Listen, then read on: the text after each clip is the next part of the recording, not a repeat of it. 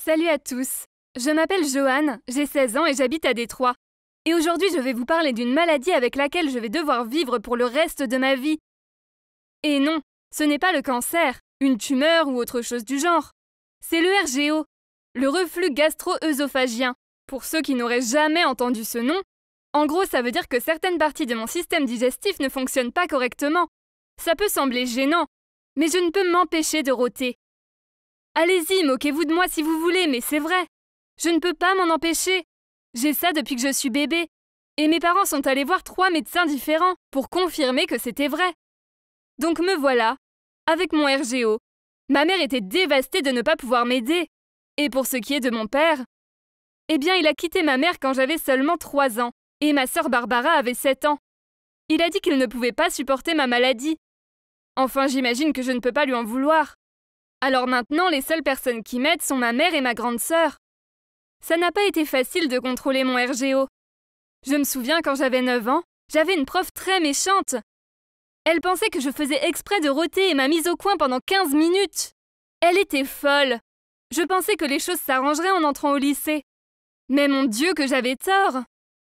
Il y a eu ce jour pendant un examen. J'ai rôté si fort que toute la classe m'a entendu. La salle entière était silencieuse et d'un coup tout le monde a éclaté de rire. Je rougissais tellement que je ressemblais à une tomate. Tellement gênant.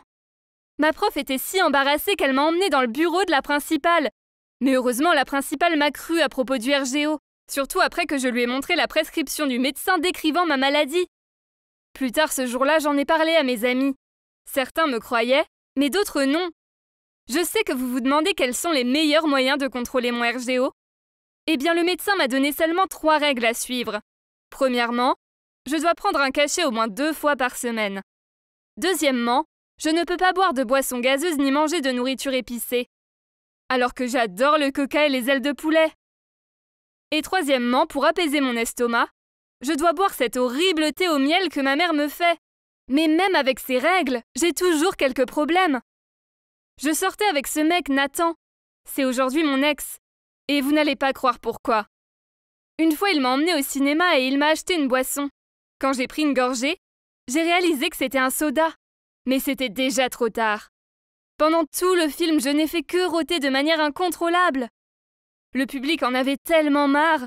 Et ensuite, Nathan a rompu avec moi parce qu'il trouvait ça dégueulasse. Honnêtement, mon RGO me met dans des situations embarrassantes. Quand j'étais chez mon amie Jasmine, sa mère nous a apporté des ailes de poulet. C'est mon plat préféré. Alors je pensais qu'une bouchée ne me ferait rien. Eh bien j'avais tort. C'était tellement épicé et mon estomac n'a pas pu le supporter. J'ai lâché le plus gros rot.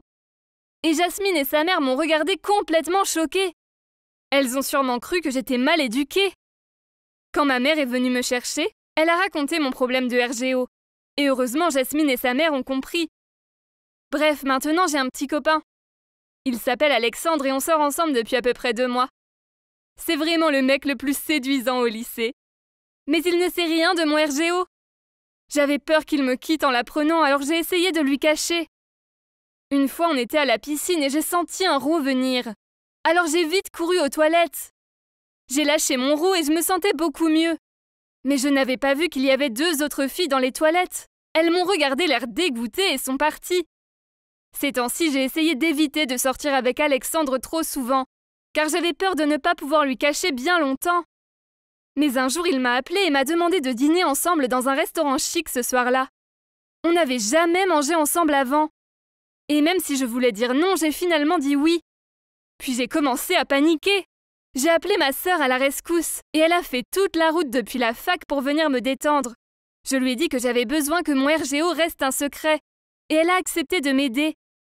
J'ai mis ma plus jolie robe blanche avec des paillettes bleues. Et quand Alexandre m'a vue, il m'a dit à quel point j'étais belle. J'ai ricané puis on a commencé à rentrer dans le restaurant. Mais soudainement, j'ai senti un rot venir. J'ai vite couvert ma bouche et j'ai rôté aussi discrètement que possible pour qu'il ne m'entende pas. Barbara se cachait dans l'allée juste à côté du restaurant, au cas où j'avais besoin d'elle. Tout se passait bien. On parlait et on a commandé à manger. Mais il y avait un petit problème. Mon ventre gargouillait et j'avais de nouveau envie de rôter.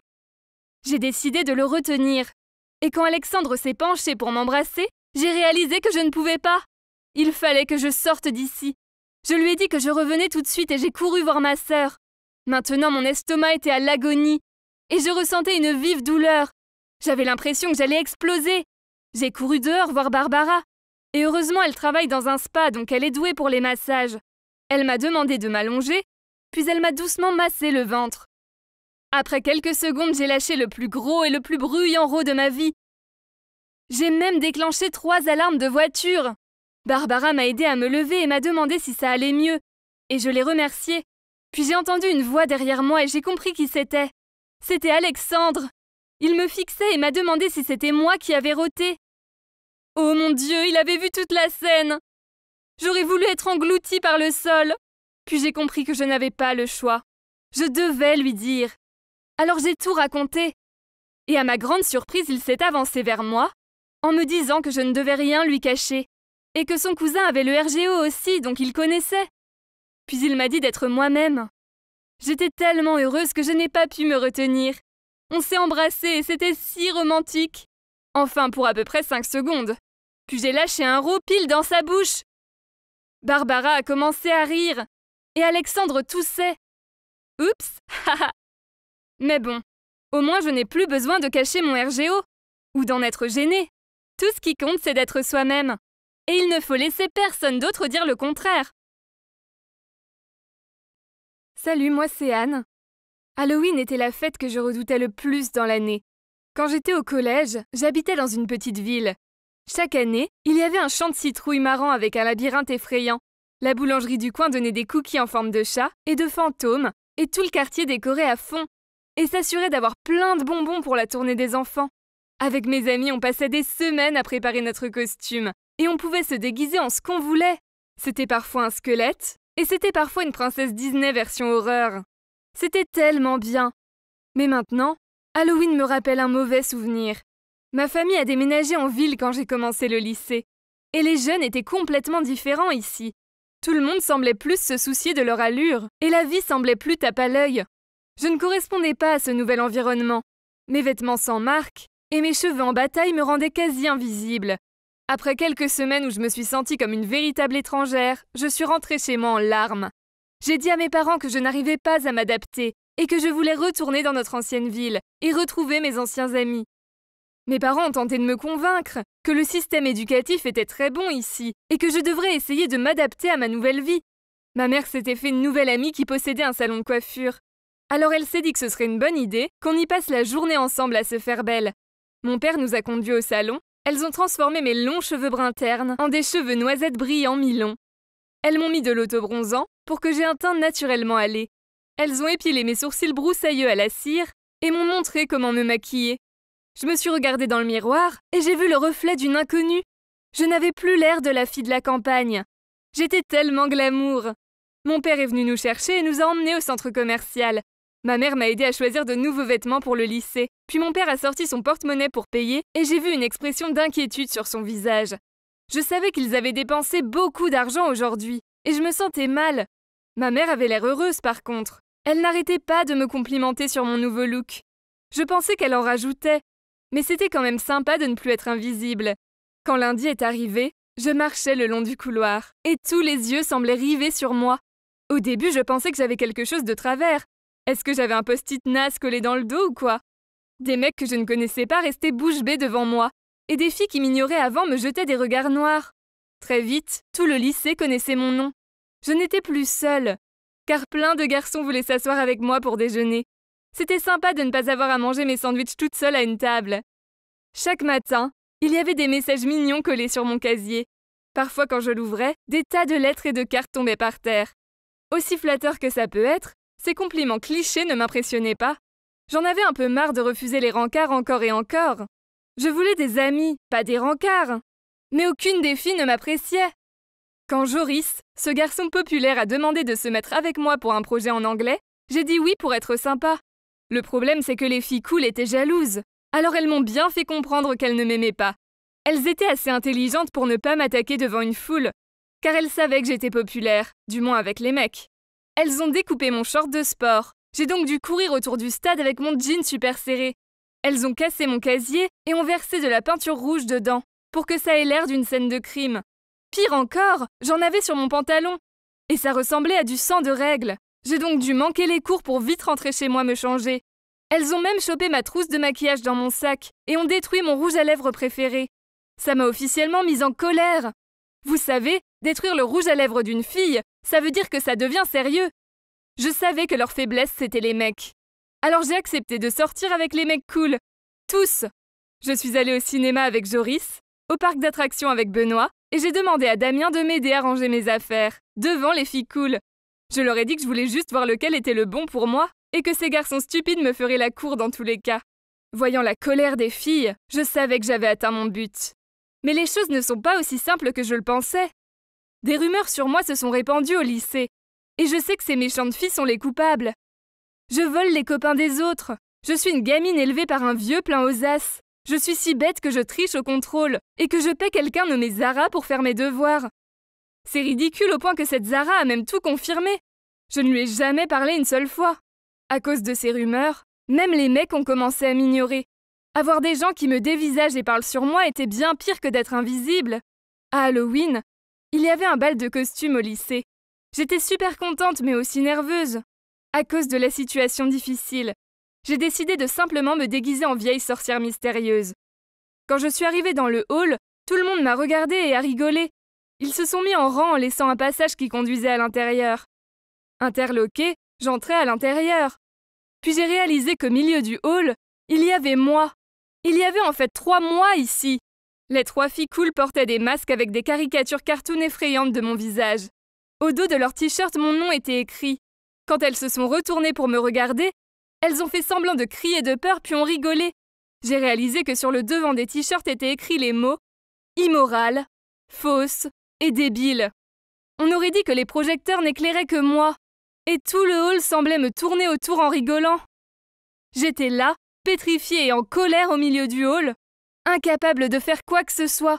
Ça ressemblait à une chasse aux sorcières, et mon costume n'arrangeait pas la situation. Mais soudainement, une voix a surgi derrière moi. « Arrêtez ce jeu débile maintenant !» Je me suis retournée et j'ai vu Joris. « Vous cachez derrière le visage des autres, ça vous correspond bien !» leur a dit Joris. Puis il m'a pris la main et m'a emmenée ailleurs. Pour la première fois de ma vie, j'ai senti mon cœur palpiter. Il est si viril et attirant. Tout à fait mon style. Pourquoi ne l'avais-je pas remarqué avant ? Il se trouve que je n'avais plus besoin de me préoccuper de personnes qui n'avaient aucune importance pour moi. Je devais me focaliser sur les choses qui comptaient vraiment. Maintenant, Joris et moi sommes officiellement en couple. Il est si adorable et attentionné. Les autres filles sont toujours méchantes, mais je les ignore simplement. Leurs actes cruels m'ont aidé à trouver l'homme parfait. C'est donc elles qui ont perdu, et pas moi. Bonjour tout le monde. Avez-vous déjà eu quelqu'un qui s'est vengé de vous ? C'est pas drôle, hein ? Eh ben, voici mon histoire de vengeance. Mais avec un retournement de situation. Vous ne croirez pas qui s'est avéré être mon farceur. Je me présente d'abord. Je m'appelle Clara et j'ai 24 ans. Dire que j'ai une vie malheureuse serait un euphémisme. Pour commencer, mon père a laissé tomber ma mère pour une autre femme. Et peu de temps après, ma mère est décédée d'une grave maladie. En gros, ma vie entière s'est écoulée en quelques mois, et j'étais encore trop jeune à l'époque. C'était dur au fil des années, et j'ai toujours pensé que ma vie ne pourrait plus jamais redevenir comme avant. Mais un beau jour, quelqu'un est entré dans ma vie et a tout changé. Il s'appelait Simon, il avait 7 ans de plus que moi, et il a sérieusement changé ma vie. Il vivait dans une autre ville, mais il venait souvent dans la mienne pour des affaires. Nous sommes rapidement tombés amoureux l'un de l'autre, mais ce bonheur n'a pas duré longtemps. Un jour, je travaillais dans un magasin de vêtements quand une fille du même âge que moi est entrée. Elle voulait que je l'aide à choisir une robe, mais elle était assez grossière avec moi, et je n'arrêtais pas de la surprendre en train de me dévisager avec des regards noirs. Qui était-elle et pourquoi me traitait-elle ainsi ? Finalement, après environ 2 heures, elle s'est décidée et a choisi seulement une cravate qu'elle voulait acheter pour son mari. J'étais soulagée de me débarrasser d'elle, mais choquée quand j'ai vu le nom sur sa carte de crédit. Simon Dubois. Son mari avait exactement le même nom que mon petit ami. Quelle coïncidence! Elle a dû me surprendre en train de fixer la carte parce qu'elle a soudainement dit « Ouais, Simon est mon mari. Maintenant reste loin de lui. » Quoi? Son mari? Mon Simon? Avant même que je puisse réagir, elle s'est tournée vers tout le monde dans le magasin et a dit « Cette fille est une chercheuse d'or et elle essaye de briser mon mariage. » J'étais choquée. J'ai essayé d'expliquer que ce n'était pas vrai, mais elle ne voulait pas m'écouter. Elle est partie en trombe et je suis restée là à entendre les gens murmurer à mon sujet. C'était le moment le plus humiliant de ma vie. J'ai immédiatement couru à la salle du personnel et appelé Simon. J'espérais vraiment qu'il s'agissait d'un gros malentendu, mais le ton de Simon m'a fait comprendre que c'était la vérité. Il m'a dit qu'il m'avait menti et qu'en fait il vivait dans la même ville. Qu'il avait juste inventé l'histoire du voyage d'affaires pour ne pas avoir à me rencontrer souvent. Mais ensuite il a dit « Clara, je t'aime vraiment. Je suis sérieux à propos de nous. » Attends, il était sérieux? C'était ridicule, il me dégoûtait. Comment a-t-il pu me traiter comme ça? J'ai raccroché et j'étais horrifiée. Ça m'a rappelé d'horribles souvenirs de la femme qui a volé mon père à ma mère. Je ne voulais pas être ce genre de femme. Le lendemain, j'ai déménagé de la maison que Simon avait louée pour moi. Je ne voulais plus être associée à cet imbécile. Mais la vie fonctionne d'une façon mystérieuse. Le jour où j'ai emménagé dans ma nouvelle maison, j'ai vu la femme de Simon. Et vous n'allez pas le croire? Il semblait qu'elle venait d'emménager à côté aussi. C'était une blague? Dès qu'elle m'a vue, elle a souri et a dit « Wow, quelle coïncidence! Bonjour voisine, je m'appelle Lise. » En la voyant déballer ses affaires toute seule, je n'ai pas pu m'empêcher de me demander où était Simon. Mais je me suis dit que Lise avait peut-être rompu avec lui, et elle s'était installée ici toute seule. Je l'espérais en tout cas. Je détesterais l'idée d'avoir Simon comme voisin. C'est ainsi que ma nouvelle vie a commencé. Et depuis, c'est la folie. Dès ma première semaine ici, Lise a commencé à me jouer de mauvais tours. Tout a commencé quand elle a jeté des ordures dans mon jardin. Je l'ai même surprise en train de le faire, et elle a juste souri et dit « Oups, ma main a glissé !» Puis elle est partie en riant. Ça m'a rendue folle de rage. Et ce n'était que le début. Un week-end, un livreur s'est présenté sur mon porche avec 10 pizzas extra larges. J'ai essayé d'expliquer que je ne les avais pas commandées. Et c'est alors que Lise est apparue à ma porte et a dit « Oh, merci de m'avoir commandé le dîner, Clara. Je suis affamée. » Puis elle a pris 5 pizzas et elle a couru chez elle, me laissant là avec une facture de 100 €. Bon sang, c'était tellement agaçant et je n'avais pas d'autre choix que de payer. Sérieusement, Lise était trop lourde.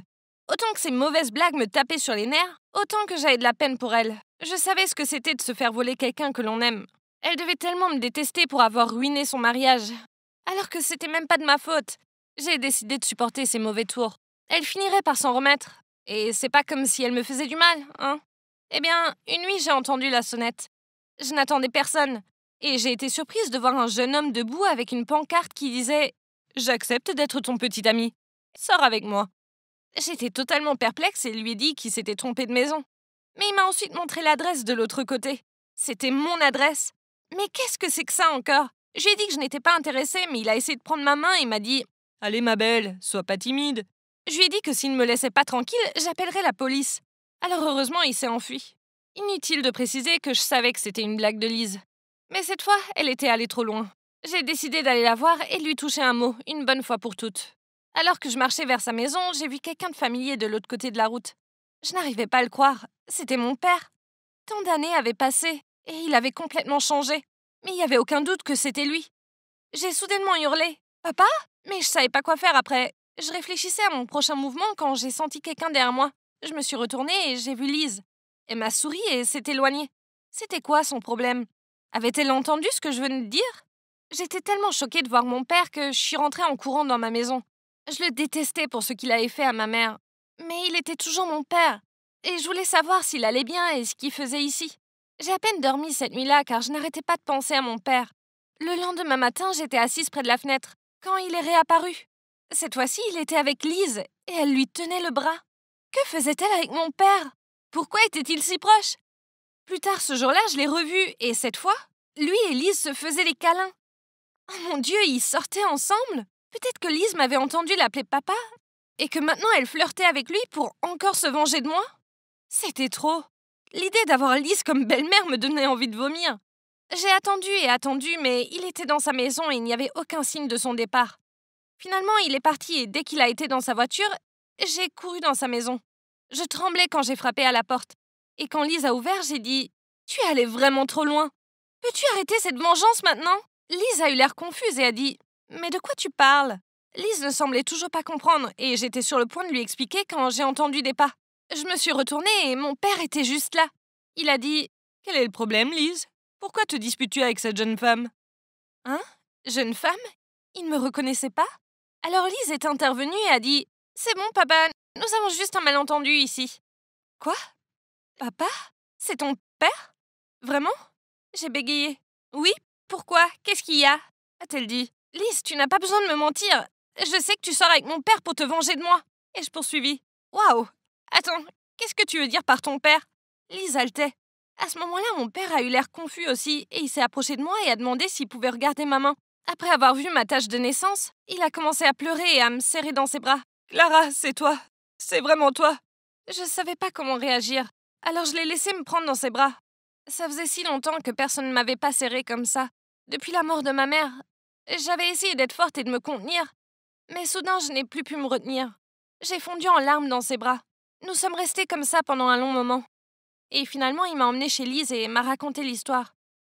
Il s'est avéré qu'après nous avoir quittés, ma mère et moi, il s'était fait piéger par cette femme. Mais il avait tellement honte qu'il a décidé de déménager dans une autre ville et de recommencer à zéro. Un jour, il travaillait dur sur un chantier de construction, quand il s'est blessé. Il a fini à l'hôpital, et c'est là qu'il a rencontré Lise. Elle avait eu un accident de voiture et avait besoin d'une transfusion sanguine de toute urgence. Elle a un groupe sanguin assez rare, mais heureusement, mon père avait le même groupe et il s'est porté volontaire pour lui donner du sang. Après ça, ils sont devenus très proches et, comme Lise avait perdu ses 2 parents dans l'accident de voiture, mon père a fini par l'adopter. Je n'arrivais pas à le croire. Mon père avait traversé tellement de choses et, pendant tout ce temps, je pensais qu'il vivait sa vie avec une femme riche. Je me suis sentie si mal pour lui et j'ai décidé de laisser le passé derrière moi et de lui pardonner. Quant à Lise, elle a également été laissée confuse par cette coïncidence. Elle a donc quitté la pièce pour digérer tout ça, tandis que papa et moi avons pris le temps de rattraper nos vies. Plus tard, Lise a préparé le dîner pour nous 3, et avant que nous nous y mettions, elle a timidement pris ma main et a dit « Clara, j'ai été si horrible avec toi. Je suis désolée. Je sais que tu n'es pas responsable de mon divorce. Mais j'étais quand même contrariée et c'est pour ça que je t'ai joué tous ces mauvais tours. C'était tellement enfantin, pas vrai? S'il te plaît, pardonne-moi. Ma sœur. » Nous avons ri et nous nous sommes serrés l'une contre l'autre pour faire la paix. Je ne pouvais pas le croire. Après toutes ces années de solitude, j'avais soudain une sœur et mon père était de retour. Ma vie avait enfin pris un nouveau tournant. Et je riais presque à l'idée que tout cela était dû à ma rencontre avec Simon. Au moins une bonne chose était sortie de cette relation désastreuse. Salut les amis, moi c'est Sam, et Dieu sait que j'ai une histoire de dingue à vous raconter. Mais d'abord, je voudrais vous demander, avez-vous déjà fait semblant d'être gay pour vous rapprocher d'une fille? Ne tendez pas l'oreille, vous avez bien compris, c'est fou, hein? Eh bien, allez vous prendre un peu de popcorn et restez à l'écoute, car je vais tout vous raconter. Tout a commencé avec mon amour d'enfance, Jeannette. On était ensemble depuis 9 ans et on vivait ensemble depuis 4 ans. Nos amis et notre famille me posaient constamment la même question. Pourquoi ne l'as-tu pas encore demandé en mariage? Je plaisantais toujours en disant « le moment viendra », mais en réalité on était encore si jeunes. Je ne me sentais pas prêt à sauter le pas. Mais oui, on finira par se marier un jour. Puis un jour au boulot, nous avons reçu avec mon équipe beaucoup d'éloges pour un de nos excellents projets. Pour fêter ça, je les ai invités chez moi pour manger une pizza pendant la pause déjeuner. Je savais que Jeannette travaillait depuis la maison, mais je ne pensais pas que ça la dérangerait. Enfin, qui dirait non à une pizza? J'ai invité mes collègues à entrer en disant « Salut chérie, je suis rentré ». Puis je me suis pris les pieds dans quelque chose et j'ai failli tomber. Je me suis penché pour me dépêtrer et c'était un soutien-gorge. C'est là que j'ai vu qu'il y avait des vêtements éparpillés partout au sol. Puis j'ai entendu des gémissements qui venaient de la chambre. Oh mon Dieu, pitié, pas ça! Si elle faisait ce que je pense, je me taperais la tête contre un mur. Et devinez quoi? Je suis rentré dans la chambre et Jeannette était là dans notre lit avec un mec. Il était si occupé qu'ils n'ont même pas remarqué ma présence. Alors j'ai toussé fort pour m'attirer leur attention. Elle semblait complètement choquée, puis a bafouillé. « Sam, qu'est-ce que tu fais ici? Tu ne travaillais pas ?» Waouh, et elle ose me poser des questions. J'ai répondu. « Oh, tu te soucies de moi maintenant. Ce n'est pas plutôt moi qui devrais demander « Qu'est-ce que vous êtes en train de faire, bordel ?» Je n'y crois pas. Puis je suis parti en retournant dans le salon où tous mes collègues étaient bouche bée. Oh non, j'avais oublié qu'ils étaient là. J'essayais de garder mon sang-froid en leur demandant poliment de partir. Et j'ai aussi dit que je serais peut-être en retard au boulot. Puis le mec est arrivé pour ramasser ses fringues. J'étais si énervé. J'ai attrapé son pantalon et une de ses baskets et je les ai mis à la poubelle. Ah, bien fait, tu sentiras les déchets toute la journée, abruti. Quand il est parti, j'ai demandé à Jeannette pourquoi elle avait fait ça. Elle ne semblait pas éprouver de culpabilité. Elle était là, assise à me dire que ça faisait des années qu'elle attendait que je la demande en mariage, mais que je ne l'avais jamais fait. Elle ne rajeunissait pas et se disait qu'elle perdait son temps, avec quelqu'un qui semblait ne pas vraiment vouloir s'engager avec elle. Mais quoi? C'était stupide! Bien sûr que j'en avais l'intention de la demander en mariage. Enfin, peut-être d'ici 1 ou 2 ans. Elle devait juste être patiente. Mais non, elle a préféré me tromper avec un mec qui ne m'arrive même pas à la cheville. Enfin, Si tu me trompes, choisis au moins un mec qui ressemble à Captain America, que ce soit une véritable concurrence. Bien évidemment, Jeannette et moi avons rompu après ça. Dieu merci, j'ai découvert qu'elle me trompait avant de m'épouser. J'ai eu chaud, ouf. Ok, qui essayais-je de faire marcher? En réalité, j'avais le cœur brisé, et pire encore, tout le monde au boulot savait ce qu'elle avait fait. Oh. La seule chose qui me faisait tenir était de manger des glaces en pensant à mes soirées à regarder des films d'horreur nazes. Un soir, certains de mes amis sont venus et ont insisté pour qu'on sorte. Je ne voulais aller nulle part, mais ils ont refusé que je reste ici. Très vite, je me suis retrouvé dans un bar à boire une bière, en écoutant mon ami gay me dire à quel point son petit copain était génial. En y pensant, il avait peut-être raison. Les filles étaient autoritaires, manipulatrices et toujours pressées de passer à les étapes de la vie. Mais les mecs n'étaient pas comme ça. J'ai soudainement eu une idée.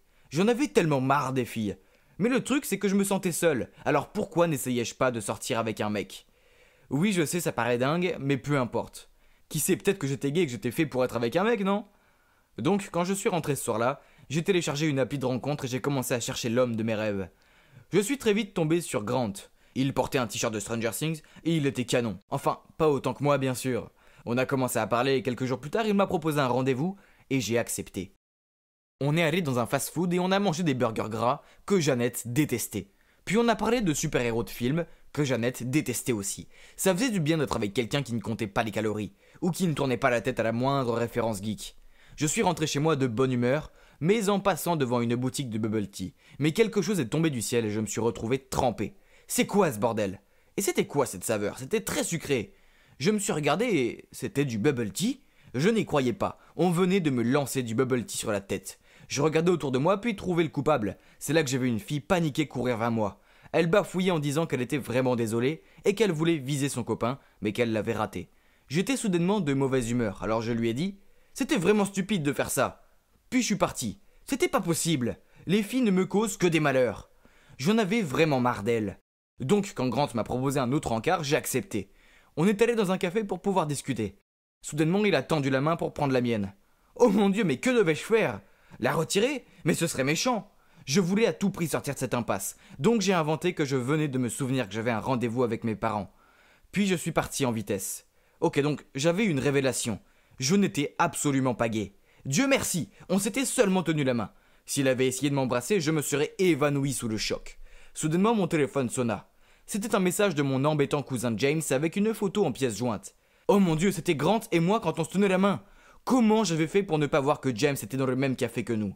Son message disait « Donne-moi ta collection de figurines Avengers ou j'envoie ça à tes parents. » Quoi? N'avait-il rien d'autre à faire que de me faire du chantage? Il est hors de question que je lui donne ma précieuse collection. Si je l'avais vu, je lui aurais donné un coup de tête, pour me faire un coup aussi, gamin. J'ignorais ces menaces stupides. Cet imbécile ne me faisait pas peur de toute façon. Je me suis dit que j'avais besoin de faire une pause dans mes rencontres. J'avais peut-être besoin d'un nouveau passe-temps, comme la lecture. Oui, la lecture serait un bon moyen de me divertir. Donc le jour suivant, je suis allé à la librairie et je suis tombé sur Janet. Oh super, que faisait-elle ici? J'ai donc paniqué, j'ai pris le premier livre pour faire semblant de lire, et ouf, elle ne m'avait pas vu. Si? Puis soudainement, j'ai entendu une voix. Sam, c'est toi? J'ai baissé le livre et je me suis efforcé à sourire pour la saluer. Puis elle a désigné le livre que je tenais en me disant « C'est pour ta nièce ?» La voir me rendait confus, alors j'ai bafouillé « Non, c'est pour moi. » Elle me regardait bizarrement avant de dire « Oh, je ne savais pas que tu aimais ce genre de roman. » Quoi? J'ai regardé le livre que je tenais. Oh, génial! C'était 4 filles et un jean. Alors j'allais me reprendre quand soudainement un mec canon est rentré et a mis sa main autour de la taille de Janet. Sam, voici Nick, mon fiancé. Elle me montra l'énorme diamant sur sa bague. Ce Nick me serra la main. Waouh! Il avait de la poigne. Puis ils se sont mis à se regarder comme deux tourtereaux. C'était le signe qu'il fallait que je m'en aille. Donc j'ai posé le livre, marmonné un au revoir et me suis dépêché de sortir. Super! Janet s'est trouvé un autre beau mec et j'avais l'impression d'être un loser. Il fallait que je m'aère l'esprit. Donc je suis allé faire une longue balade et me suis retrouvé au lac où Janet et moi avions notre premier rendez-vous. En étant là, je me suis souvenu qu'un pigeon avait déféqué sur son blouson. Et j'avais tellement ri que j'avais fait tomber mon téléphone dans le lac. Ah, le bon vieux temps. Mes souvenirs furent interrompus par les sanglots de quelqu'un. C'est là que j'ai vu une fille assise près du lac en train de pleurer. Elle s'est soudainement levée et on aurait dit qu'elle allait sauter. Paniqué, j'ai couru pour l'attraper et l'empêcher de sauter. Elle fut si surprise qu'elle m'a donné un coup de poing. Je saignais du nez et j'avais la bouche enflée comme si j'avais été piqué par un essaim d'abeilles. Je criais « Mais ça va pas la tête ?» en la regardant d'un air noir. Oh mon Dieu, pas encore elle. C'était la fille du bubble tea. Pourquoi je la croisais encore? C'était sûrement de la malchance, car à chaque fois que je me prenais un coup, désolé, mais mon corps n'en pouvait plus. Et on m'aurait dit qu'elle me reconnaissait aussi. Donc elle s'est tout de suite excusée et m'a demandé si ça allait. J'étais très en colère, donc je lui ai crié dessus. Non mais ça va pas? Et tu comptais faire quoi là? Peu importe les problèmes que tu as, il ne faut jamais faire quelque chose d'aussi égoïste. Tu veux vraiment quitter ce monde? Elle me regarda d'un air bizarre en disant « Hein, de quoi tu parles ?» C'était en fait un véritable quiproquo. Elle n'essaya pas de se jeter dans le lac. Elle voulait seulement se débarrasser de la bague que son copain lui avait donnée. Oups! Elle m'a dit qu'elle l'avait surpris en train de la tromper lors de sa fête d'anniversaire. Avec sa cousine. Aïe! Je pensais que mon ex était la pire, mais le sien semblait le pire abruti de la terre. On a pris un truc à boire et pas de bubble tea. Puis on s'est assis au bord du lac pour discuter un peu. En fait, elle n'est pas mal. Enfin, elle est plutôt mignonne et rigolote et son super-héros préféré est Black Widow. Enfin, ça déchire. Et oh non! Je crois que j'en pince pour elle. Quand on s'est dit au revoir, elle ne pleurait plus et elle souriait même. Donc ça veut dire qu'elle m'aimait bien aussi, non? En rentrant chez moi, j'ai réalisé quelque chose. J'avais oublié de lui demander son numéro. Oh là là, j'étais vraiment bête. Je ne me connaissais même pas. Et je ne connaissais même pas son nom. Enfin, ce n'est pas comme si elle s'appelait la fille du bubble tea. Donc je ne pouvais même pas faire de recherche. Bien joué, mon Samy. N'êtes-vous donc pas curieux de savoir si j'ai réussi à connaître son nom? Soyez en alerte pour la prochaine partie. Le plus drôle est à venir. Te laisseras-tu un jour envahir par la haine, au point de changer toute ta vie pour te venger de quelqu'un? Eh bien, c'est exactement ce que j'ai fait. Et ça ne s'est pas exactement passé comme prévu. Je m'appelle Claire et j'ai 25 ans. Tout a commencé il y a 5 ans, quand mon petit ami David est parti pour étudier en France.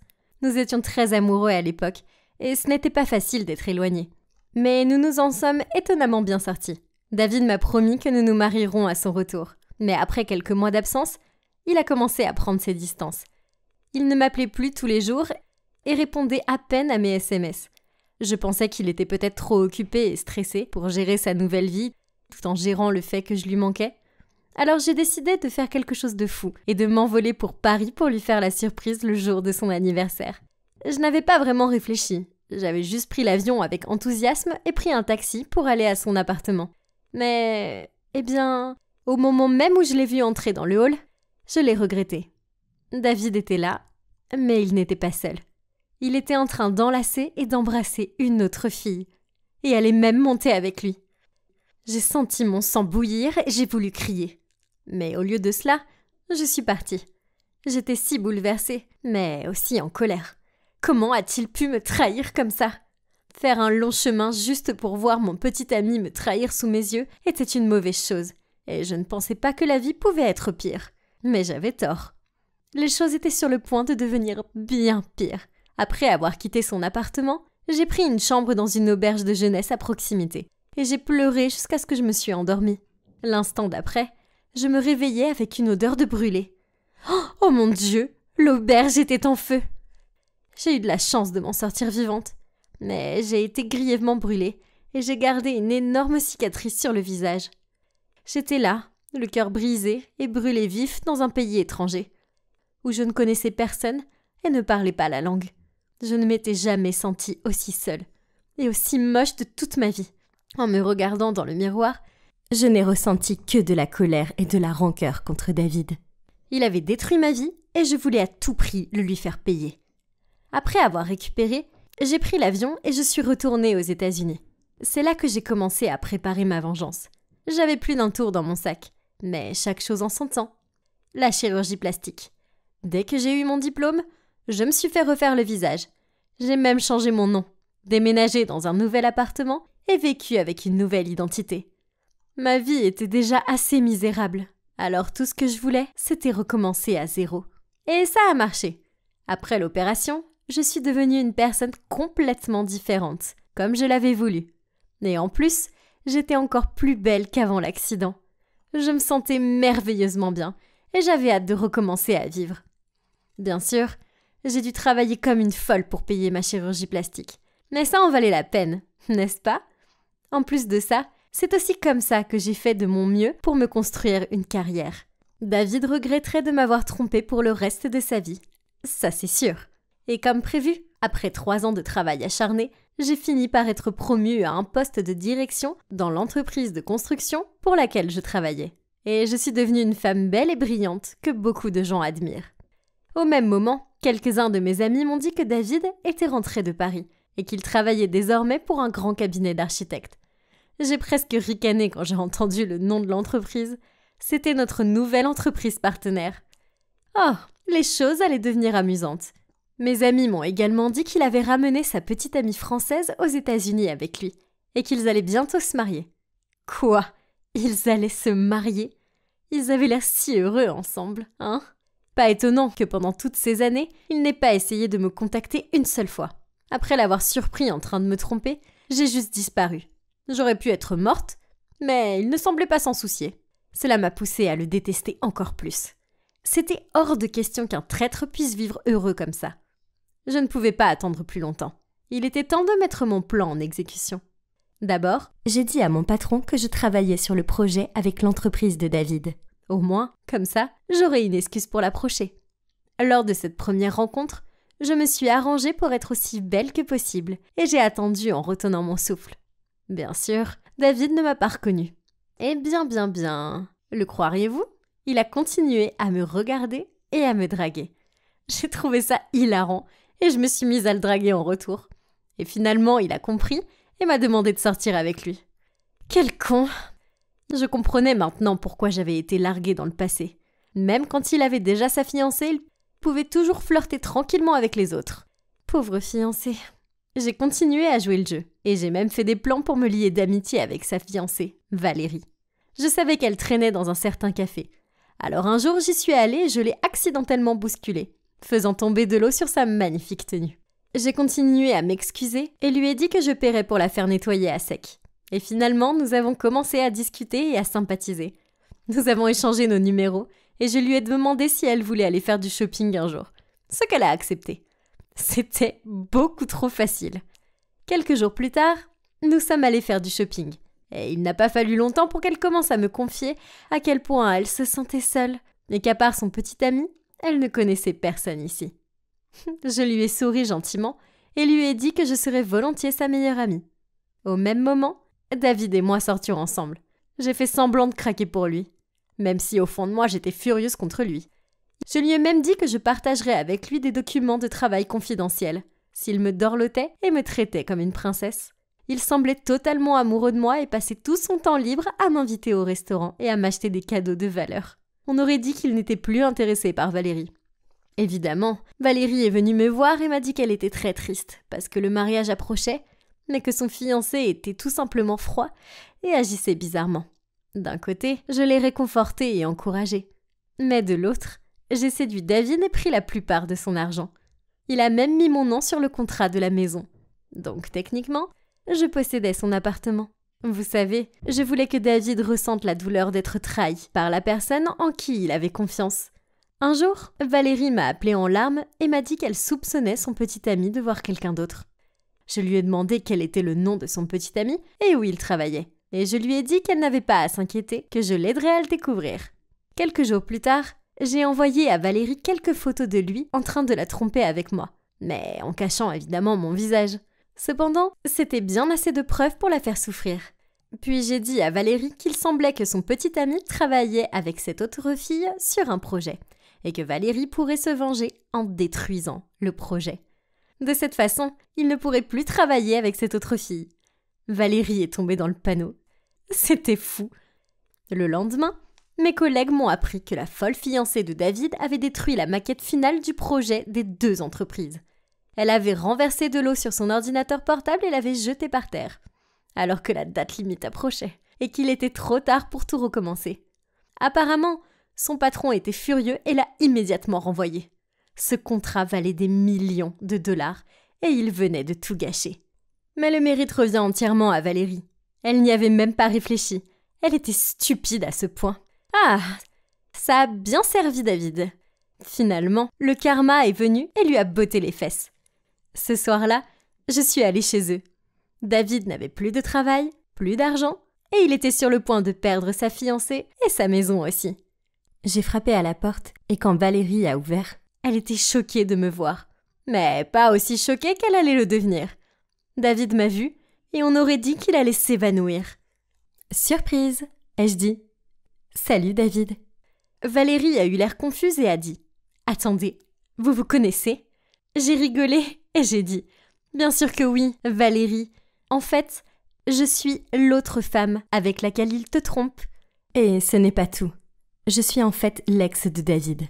Puis, je me suis tournée vers David. C'est vrai, David, c'est moi. Claire.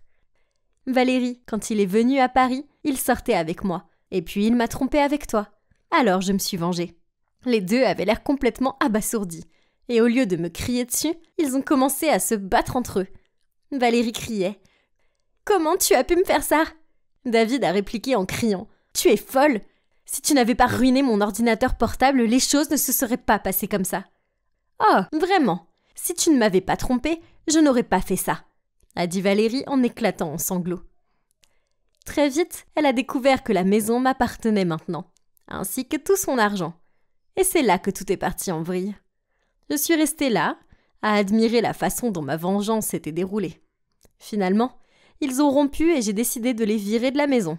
Le plan de vengeance que je mettais au point depuis des années a donc réussi. Cependant, il y avait un problème.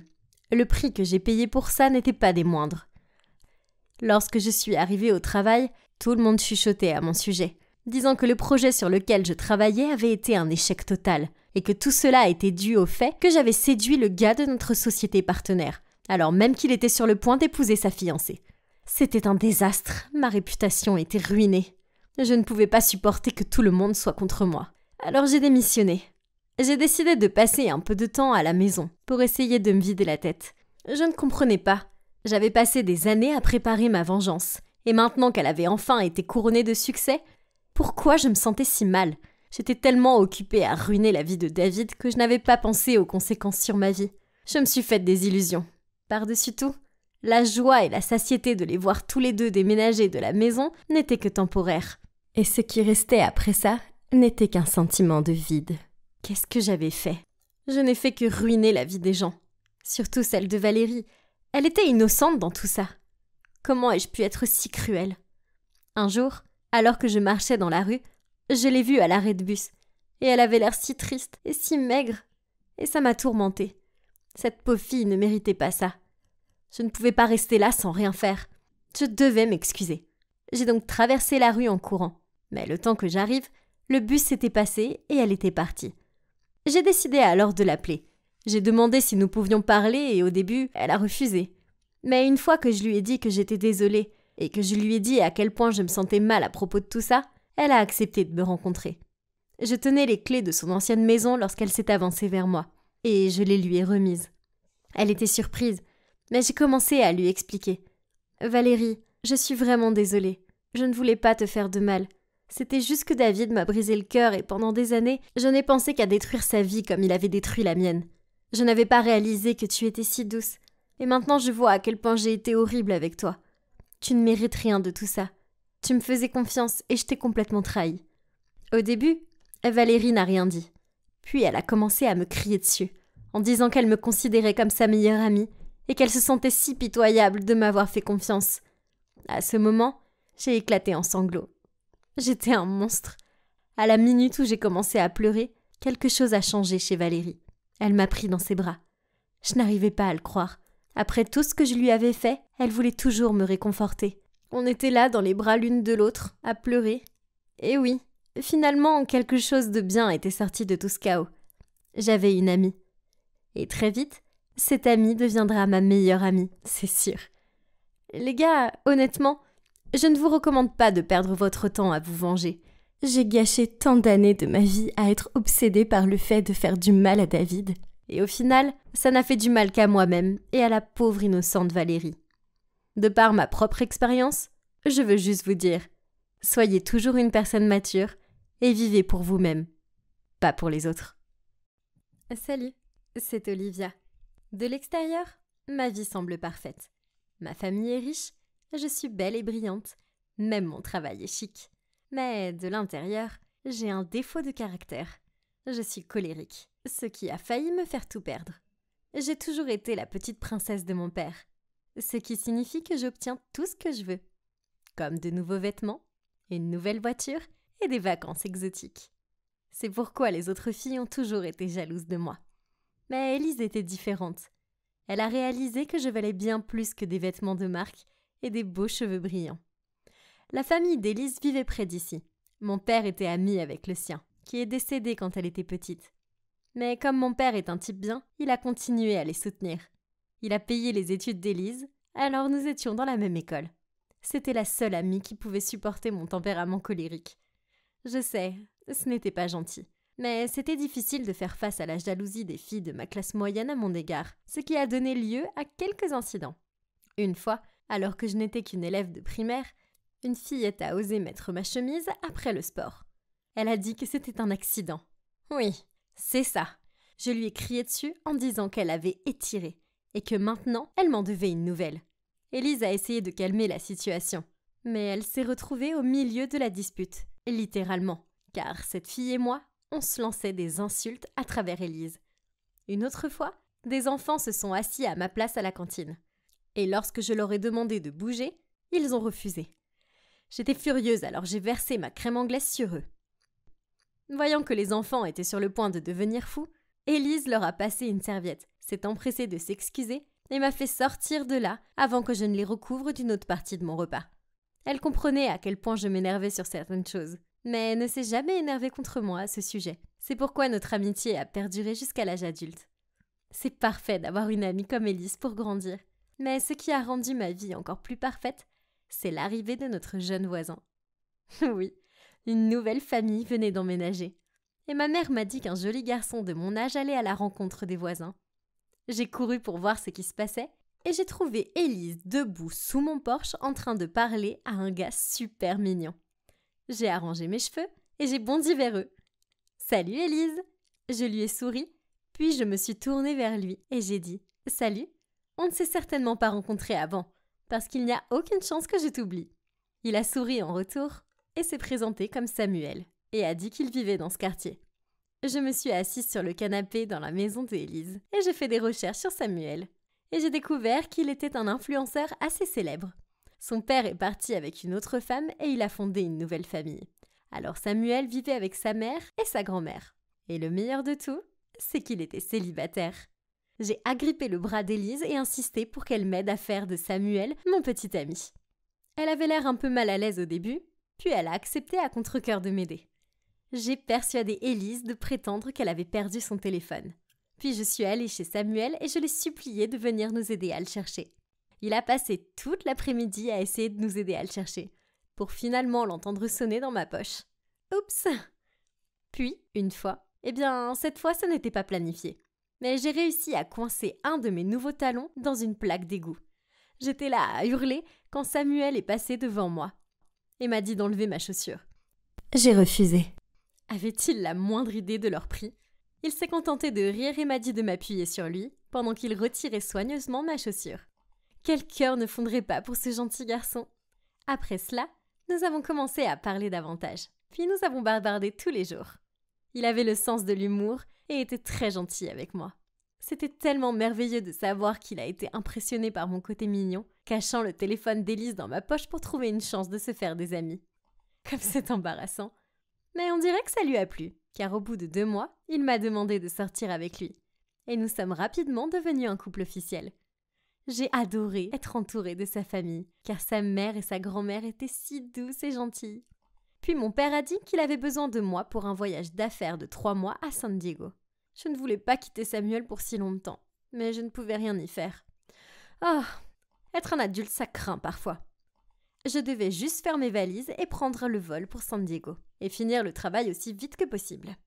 Je ne me doutais pas que des choses terribles pouvaient arriver dans les 3 mois à venir. Un soir, ma mère m'a appelée. Elle était furieuse au début, et je n'arrivais pas à comprendre ce qu'elle disait. Finalement, elle s'est assez calmée pour que je puisse comprendre ses mots. « Olivia, j'ai trouvé le test ADN caché dans un des classeurs de ton père. Élise est sa fille biologique. Tout ce temps, il nous a menti. Je ne peux pas supporter ça. Je demande le divorce et je ne serai heureuse que lorsqu'il n'aura plus rien. » Quoi? Élise était ma sœur? Non, ce n'était pas possible. J'ai appelé Élise pour savoir ce qu'il en était. Dès qu'elle a décroché, je lui ai crié « Ton père est mon père? Comment as-tu pu garder ça secret? Tu es une ordure, et ta mère aussi. Vous êtes toutes les deux d'ignobles et affreuses chercheuses d'or, et je vous déteste toutes les deux. » Élise a bafouillé. « Quoi? Hein? Je ne comprends pas.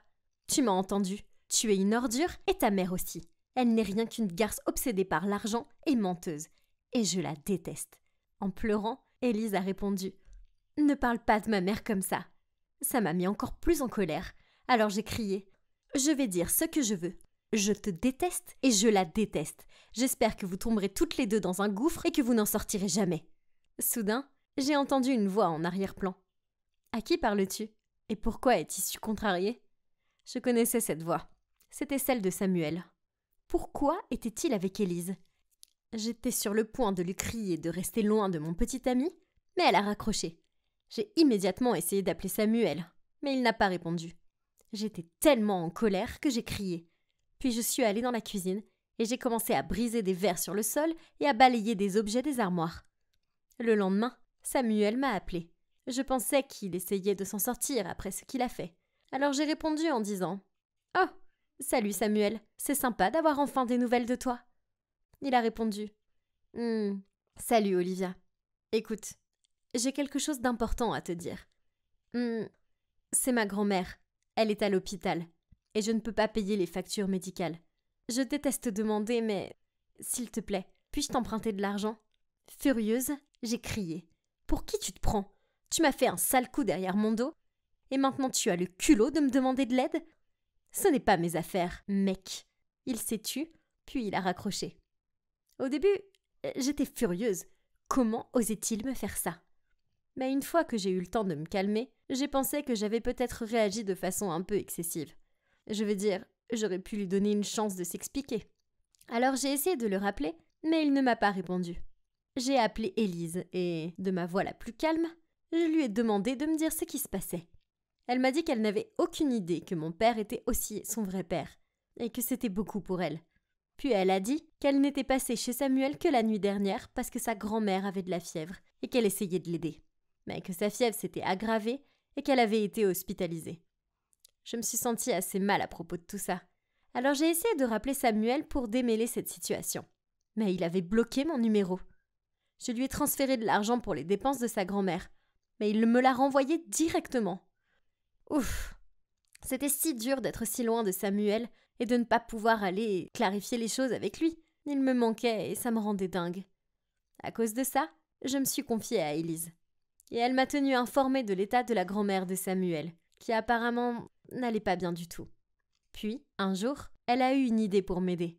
Elle m'a dit d'envoyer de l'argent sur son compte et qu'elle le donnerait à Samuel, en lui disant que ça venait d'elle. Ensuite, quand sa grand-mère irait mieux, elle dirait à Samuel la vérité sur l'origine de l'argent, et il réaliserait sûrement à quel point je tenais à lui et me pardonnerait. Je pensais que c'était une super idée, alors j'ai envoyé l'argent à Élise. Puis, les choses sont devenues bizarres. Elle est devenue super silencieuse, puis a arrêté de me parler complètement. Puis, 2 mois plus tard, par les médias sociaux, j'ai découvert que Samuel se mariait avec Élise. Quoi ? Après avoir hurlé comme une folle, je me suis suffisamment calmée pour réserver un vol de retour. J'ai pris un Uber jusqu'à la maison de Samuel et j'ai frappé à sa porte. Il a répondu. Et en me voyant, il m'a claqué la porte au nez. Je n'allais pas partir avant qu'il me parle, alors je me suis assise sur le pas de sa porte. Ce n'est que lorsqu'il s'est mis à pleuvoir qu'il a fini par ouvrir la porte et m'a dit d'un ton rude. « Ok, tu as 2 minutes. Ensuite, je veux que tu quittes ma propriété pour de bon. Écoute, je sais que tu es en colère et je suis désolée, mais pourquoi tu m'ignores ? J'ai essayé de me racheter pour ce que j'ai fait. Je t'ai envoyé l'argent. Je sais, je l'ai renvoyé directement. Tu te souviens ? » Il a grogné. « Pas cet argent, celui que Élise t'a donné en te disant qu'il venait d'elle. » « Quoi ? Cet argent venait d'elle ? Pas de toi ? Tu es jalouse. Tu as découvert que je l'épousais et tu es là pour ruiner nos vies. » « Non, non, je ne le suis pas. S'il te plaît, c'était moi. Je voulais t'aider. » Je l'ai supplié, mais il n'a rien voulu savoir puis a claqué la porte, encore une fois. Je suis restée là, confuse, alors que ces mots me revenaient. Élise avait menti à Samuel à propos de l'argent. Pourquoi aurait-elle fait ça ? Furieuse, je me suis précipitée chez elle et j'allais appuyer sur la sonnette jusqu'à ce qu'elle réponde. Quand la porte s'est ouverte et que j'ai vu Élise sortir avec la mère de Samuel. J'ai sauté hors de vue et j'ai écouté. La mère de Samuel l'a remerciée pour son aide. Elle lui disait qu'elle avait hâte qu'elle devienne sa belle-fille. Quoi ? Dès que sa mère est partie, je suis sortie de ma cachette et j'ai confronté Élise. « Tu es une menteuse. » Élise était surprise de me voir, mais elle a haussé les épaules et elle a dit « Peu importe ». Puis elle s'est dirigée vers sa porte. « C'est mon homme maintenant, pas le tien ». Elle a ajouté en se retournant vers moi. « Traîtresse », lui ai-je crié, en fonçant vers elle. On s'est battu, et il y a eu beaucoup d'arrachages de cheveux. Finalement, Élise a réussi à passer sa porte d'entrée et à m'enfermer dehors.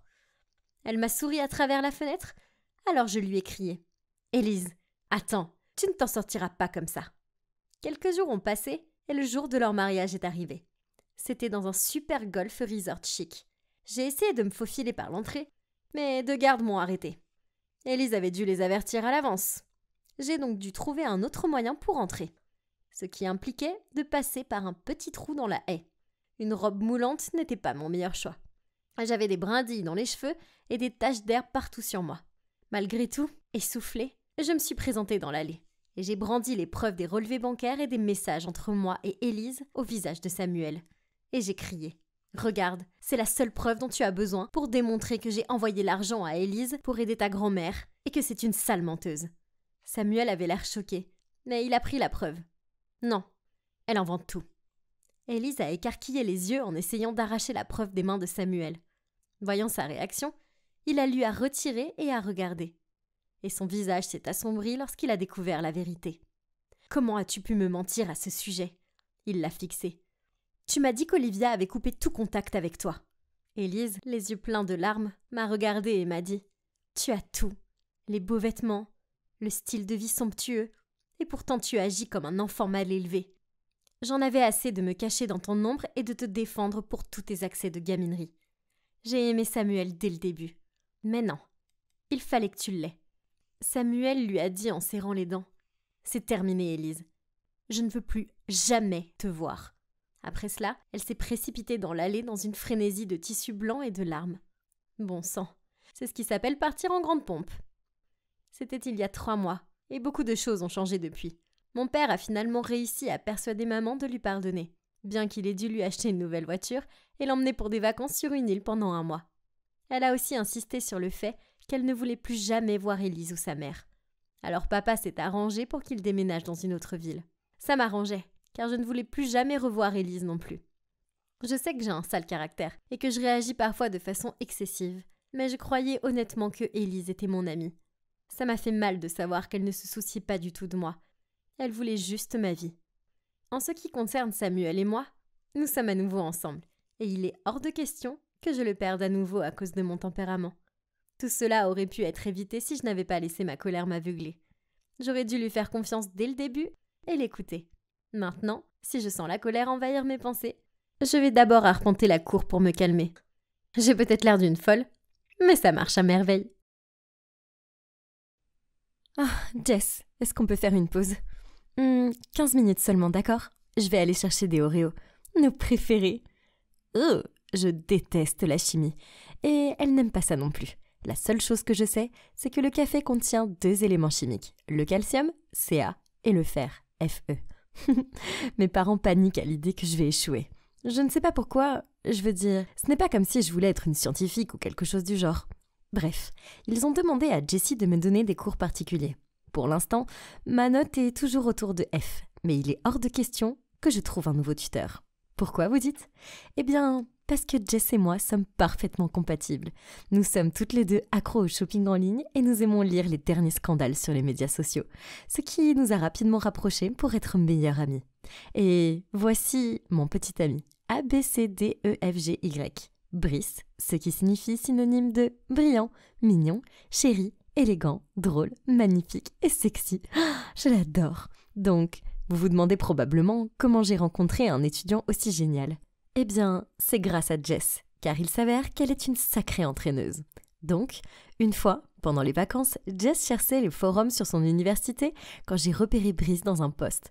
Oh, waouh, c'est un canon! Tu le connais, Jess?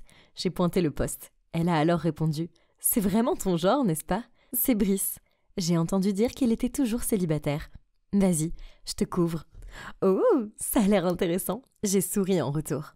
Après ça, Jessie est passée en mode détective. Après seulement 10 minutes, elle a trouvé dans quel bloc il vivait, ce qu'il étudiait et même le nom de son chien. Et depuis, elle m'a appris à lui envoyer des textos, à lui répondre et à flirter avec lui, de manière cool, calme et posée. Ça a marché à merveille, puisqu'à la fin de la semaine, il m'a demandé de sortir avec lui. Et c'est maintenant mon petit ami de rêve. Il a peut-être l'air d'un mauvais garçon, mais au fond, il est doux et timide, comme Edward Cullen. Oh! Et devinez quoi? On est ensemble depuis 2 mois et on ne s'est pas encore embrassé. Mais alors, comment ça se passe entre toi et ton étudiant sexy? Je ne sais pas, c'est juste que récemment j'ai l'impression qu'il est froid avec moi. Jess, je sais qu'il lit mes messages, mais il met toujours du temps à me répondre et il ne m'envoie plus jamais de textos de bonne nuit, pas comme avant. Je fais de mon mieux, je veux dire. Il semble heureux avec la paire de Jordan 4 que je lui ai acheté et le nouveau téléphone, mais je ne suis pas sûre qu'il veuille encore être avec moi. Bien sûr qu'il le veut, regarde-toi, tu es un bon parti, il est probablement juste occupé avec ses études. J'ai peur qu'il me trompe. Tu sais, il y a cette fille Sally dans la classe de Brice. Je vois souvent cette nana rôder autour de lui, me faire semblant d'être gentille et trouver des prétextes pour lui demander de faire des trucs pour elle. Ne sois pas stupide, je parie qu'ils sont juste amis. Cette fille doit faire attention, car je n'allais pas la laisser débarquer et me voler mon homme. J'ai tapé sur la table. Voyant à quel point j'étais désespérée, Jessie a fait une suggestion. Nous pourrions suivre Brice à tour de rôle partout où il allait et découvrir exactement ce qu'il faisait. Quelques jours plus tard, j'ai entendu Brice parler au téléphone d'un groupe d'études chez lui. L'agaçante Sally serait là aussi, bien sûr. Alors, en étant la brillante personne que je suis, j'ai payé le livreur de pizza pour qu'il attache un micro à l'intérieur de la boîte de pizza pour l'espionner. Mais la seule chose que j'ai entendue était l'estomac affamé de Brice. Bleh. Une autre fois, Jessie m'a envoyé un texto. Urgent, j'ai vu Brice dans une bijouterie acheter un collier très cher. Ça doit être pour Sally. Désolée. Furieuse, j'ai parcouru tout le chemin jusqu'à sa maison. Mais sa mère a ouvert la porte et a fièrement montré le collier étincelant que Brice lui avait acheté pour son anniversaire. Oups! Puis, un jour où je devais le suivre, j'ai décidé d'y aller déguisée. Le problème étant qu'il faisait 28 degrés. Mon choix d'un costume Sherlock Holmes et d'une fausse barbe n'était pas la meilleure idée. Je venais de le suivre dans une épicerie quand le monde s'est mis à devenir noir et j'ai dégringolé directement dans un étalage de boîtes de conserve. La dernière chose que j'ai vue, c'est un groupe de personnes penchées sur moi, dont un Brice a l'air confus. « Bébé, t'es réveillée ? Mais pourquoi ce costume bizarre ?» J'ai soupiré et répondu. « Je suis désolée, c'est juste que t'as été si distant récemment. Tu ne m'aimes plus ?» Il a ricané. M'a dit « Bien sûr, je suis juste occupée par ma thèse de fin d'études. Tu sais bien, je suis en terminale. » Ah. Donc tout allait bien entre nous. Youpi. Le lendemain, je nous ai acheté un ensemble de ces bagues de coupe très mignonnes de Tiffany & Co pour marquer le coup. La paix était rétablie, du moins pour un court moment. Ces derniers temps, à chaque fois que nous sortions ensemble, Brice ne faisait plus attention à ce que je disais et avait juste les yeux rivés sur l'écran de son téléphone. Il a même gloussé et a eu cette lueur suspecte dans les yeux. Alors j'ai essayé de me pencher pour voir ce qui était si drôle, mais je n'ai rien pu voir car la luminosité de son écran était baissée au minimum. « Qu'est-ce que tu fais ?» J'ai attrapé son téléphone, mais... Quoi ? Mauvais mot de passe ? Je lui ai acheté ça et j'ai mis la date de notre anniversaire comme mot de passe. Pourquoi tu ne me laisses pas regarder ton téléphone ? Qu'est-ce que tu caches ? Rien, Mads. J'aime juste mon intimité parfois, c'est tout. Maintenant viens, je vais te chercher un muffin au chocolat. Il n'y a pas moyen que je refuse ça. Surtout qu'en y réfléchissant, c'est la seule chose qu'il ne m'ait jamais achetée. Mais alors que je grignotais mon muffin et le regardais fixé sur son téléphone, je ne pouvais pas me débarrasser du sentiment que quelque chose n'allait pas. Je ne pouvais pas entraîner Jessie dans cette mission, puisque ses études occupaient son attention pour le moment. C'est bon, je peux m'en occuper toute seule. Et cette fois, je ne vais pas m'évanouir, je le jure. J'ai fait mes recherches et j'ai trouvé le logiciel d'espionnage parfait. Je sais, je n'approuve pas ce genre de comportement en temps normal, mais Brice cachait quelque chose et je devais découvrir ce que c'était. Le logiciel était simple à utiliser. Je devais juste trouver un moyen de l'installer sur le téléphone de Brice. L'application elle-même pouvait être cachée, me donnant la possibilité de lire ses messages sans qu'il le découvre jamais. Parfait. Mission 1, comment installer ce logiciel sur le téléphone de Brice rapidement. Ce n'est pas une tâche facile, car Brice est tellement obsédé par son téléphone qu'il dort même avec. Il lui arrive de s'en éloigner, mais c'est pour quelques minutes maximum. Il fallait donc que je fasse vite. Il m'a fallu une journée entière d'entraînement pour battre le record des 3 minutes. Je l'ai essayé encore sur 4 téléphones différents et à des moments différents de la journée pour m'assurer que ça marcherait à tous les coups. Et à la fin, je ne pouvais plus plier mes doigts. Ouch. Mission 1 accomplie. Entraînement réussi, même sous la pression du temps. Mission 2, détecter son code d'accès. Je ne savais pas quel était son stupide mot de passe, seulement que ce n'était certainement pas la date de notre anniversaire. Nous sommes allés au café et comme d'habitude, il était fixé sur son téléphone. Alors j'ai pris le mien, j'ai fait semblant de jouer à des jeux, mais en fait j'ai allumé la caméra et j'ai commencé à enregistrer pour pouvoir suivre la position de ses doigts quand il taperait le code. Ça a pris des heures, littéralement. Brice a fini par donner une pause à son téléphone pour commander des snacks, dont après ça, il a pu déverrouiller son téléphone à nouveau. Ouf! Enfin, après 1 heure de vidéo, j'ai eu les images dont j'avais besoin. Ok, détective m'a dit, à vos marques, prêt, partez. J'ai revu la vidéo et commencé à l'analyser dès que je suis rentrée chez moi. Je fixais l'écran en suivant des yeux les mouvements de la main de Brice. Il est peut-être rapide, mais chérie, ta fille a déjà une longueur d'avance. Il n'a pas fallu longtemps pour que je découvre les chiffres utilisés. Facile à faire. Mission 3. Action. Quoi de mieux qu'un charmant pique-nique pour terminer ma quête. Et comme prévu, Brice est resté assis là, le téléphone dans la main pendant tout ce temps. Oh, je n'étais même plus sûre de pouvoir mener à bien cette mission. Mais je me suis dit que le moment viendrait sûrement. Après quelques heures, il s'est ennuyé à mourir. Et sans même me regarder, il a grommelé. Bébé, rentrons à la maison. J'ai immédiatement crié. Non, pas avant. Je veux dire, c'est tellement plus agréable ici. Je veux rester un peu plus longtemps. Toi, juste, fais une sieste. Bien, réveille-moi quand tu es prête. J'ai attendu patiemment qu'il s'endorme. Il faisait de légers ronflements. Ah, trop mignon. J'étais si nerveuse que je me suis mordu la lèvre inférieure en sortant doucement son téléphone de sa poche. Puis, je lui ai tourné le dos et j'ai tapé le code d'accès avec mes mains tremblantes. Et j'y suis arrivée. Yes! J'étais si heureuse que j'ai failli oublier et crier. J'ai tout fait en un temps record, mais il s'est soudainement retourné.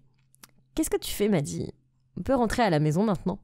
Il a bâillé. « Oh mon Dieu, mon cœur s'est arrêté. » « Encore quelques minutes, je retouche les jolies photos qu'on a prises. » « Eh bien, dépêche-toi. » Ouf, il s'en est fallu de peu. J'ai attrapé mon téléphone pour vérifier que ça fonctionnait. Ensuite, j'ai activé le mode silencieux immédiatement. Mais ça l'a quand même réveillé une 2e fois. Même si j'avais envie de fouiller dans ses messages, je savais que je devais attendre. Nous sommes donc rentrés à la maison. Oh, c'était une vraie avalanche de messages de filles. Il y en avait des dizaines. Toutes sauvegardées sous des noms comme moniteur et professeur. Il avait même utilisé ma phrase de drague sur certaines d'entre elles. Es-tu fait de cuivre et de tellurium ? Parce que tu es vraiment mignonne. Puis, j'ai soudainement vu un visage familier. Jessie. Quoi ? Oh ! Ma meilleure amie sortait secrètement avec mon petit ami. Mon cœur s'est effondré. Ça craint. Ça n'avait aucun sens. Si Jessie aimait Brice depuis le début, pourquoi elle m'avait encouragée à flirter avec lui ? Bon sang, les messages entre eux remontent à très loin. Puis, j'en ai vu un qui m'a brisé le cœur encore une fois. La famille de Maddy est pleine aux as. Bébé prétend être son petit ami et elle t'achètera tout ce que tu veux. Mais ne va pas plus loin. Ça expliquait donc sa timidité. Pourquoi il me regardait à peine et pourquoi après 2 mois de relation, il n'avait pas essayé de m'embrasser. Puis, un message récent de Brice à Jessie a attiré mon attention. Elle est tellement ennuyeuse. J'ai assez d'argent pour nous maintenant. Donc, je vais la larguer la semaine prochaine. Comment hostile ! Seulement, à l'insu de Jessie, Brice avait des dizaines de filles sur le feu. En fait, il devait rencontrer une fille appelée Tiffany au cinéma demain soir. Il était temps de se venger. Alors, en me faisant passer pour Brice, j'ai envoyé un SMS à toutes les filles, y compris Jessie, pour qu'elles viennent au cinéma demain à 20h. J'ai emprunté la casquette de baseball de mon père. J'ai porté mes lunettes de soleil surdimensionnées et je suis arrivée tôt pour ne pas manquer le spectacle. J'ai même acheté du popcorn et un coca parce que je ne voulais des rafraîchissements pour regarder ce blockbuster. Oh. Puis, à 20h précise, Brice s'est approché et boum, les filles sont arrivées une par une, ont compris ce qui se passait et ont commencé à se disputer avec lui et entre elles. Tiffany a jeté son popcorn sur sa tête. Hilarant. Et une autre fille l'a traité d'abruti et l'a frappé avec son sac à main pendant que les autres criaient et lui tiraient les cheveux. Et moi, je me suis cachée en arrière-plan et j'ai secrètement filmé tout ça. Oh mon cœur, tu es tellement foutu. Waouh. Jessie, notre personnage principal, est apparue. Elle a jeté un coup d'œil au cercle qui se déroulait devant elle et a instantanément pris l'allure d'un lion prêt à bondir. Elle s'est précipitée sur Brice, lui a pincé les oreilles et l'a traîné en disant d'une voix haute perchée « Aïe, aïe, Jess, c'est toi qui m'as appris tout ça. Je vous appelle plus tard, Babe. » Quand ces deux-là ont failli me dépasser, j'ai enlevé la casquette et les lunettes de soleil et je leur ai sauté dessus. Voilà, Est-ce que quelqu'un pourrait venir les aider à ramasser leurs mâchoires sur le sol? Ah, tu ne t'attendais pas à ce que Maddie ait un cerveau, hein? Je ne suis pas restée pour leurs explications. J'ai préféré m'éclipser. Mais je lui ai envoyé un petit souvenir. Jessie est ma meilleure amie. Je dois donc partager tout ce qui est intéressant avec elle, n'est-ce pas? Passe une bonne nuit, ma meilleure amie. Et mon petit ami ABCDEFGH, toi aussi. Mais laisse-moi ajouter le IJK. Je plaisante. Ouais. Quant à moi, j'ai décidé de faire une pause aux histoires de cœur pour le moment, car cela m'a appris une leçon inestimable. Ne pas s'amouracher des beaux garçons. Oh, et méfiez-vous des soi-disant meilleures amies. Je regardais Netflix quand soudain on a sonné à la porte. Qui cela peut être? J'ai ouvert la porte et... Oh mon Dieu! C'était elle. Désolée, mais à chaque fois que je vois ma cousine Zoé, je me sens immédiatement tendue. Je peux pas la supporter. Et je pense que c'est réciproque. Hey cousine, comment ça va? Qu'est-ce que tu fais ici? C'est comme ça que tu salues ta cousine? Puis elle m'a dépassée et est entrée dans ma maison, suivie de son chauffeur qui portait 4 énormes valises. Ah, est-ce qu'elle allait... Ouais, elle avait l'intention de rester ici. Pourquoi? Crois-moi, je n'aime pas ça non plus. Je voulais rester dans le penthouse d'un hôtel 5 étoiles, mais mes parents ont insisté pour que je reste avec toi. Combien de temps vas-tu rester ici? Et qu'en est-il de l'école? Oh, je vais faire l'école à la maison pendant un certain temps. Enfin, au moins pendant 2 mois. Nous sommes en train de rénover tout le manoir, donc ça pourrait prendre plus de temps. Je veux dire, tu sais à quel point ma maison est énorme. Et on va aussi engager un décorateur d'intérieur de classe internationale qui vient des États-Unis. Oh, c'était tellement Zoé. Elle ne manque jamais une occasion pour se vanter. Et maintenant, je suis coincée avec elle pendant des mois. Oh, pourquoi mes parents ont-ils accepté qu'elle reste? Eh bien, facile pour eux de dire puisqu'ils étaient en jet faisant le tour du monde et qu'ils n'avaient pas à la supporter. Le lendemain, un bruit étrange m'a réveillée. Il n'est que 6 heures du matin et les chamailleries semblaient venir du couloir. Mon matelas est aussi raide que des briques. Et comment pouvez-vous espérer que je reste dans une pièce aussi petite? J'ai vu des armoires plus grandes qu'elle. Sérieusement, pourquoi est-ce que tu loues cet endroit? Est-ce que tu sais au moins quelle heure il est? Et de quoi tu parles? C'est ma maison. Ah bon? Oh, waouh! Elle n'est pas un peu petite? Cette fille voulait vraiment tester ma patience ou quoi? Ces plaintes ridicules ne se sont pas arrêtées là. Elle a continué à crier sur les femmes de chambre toutes les 5 secondes.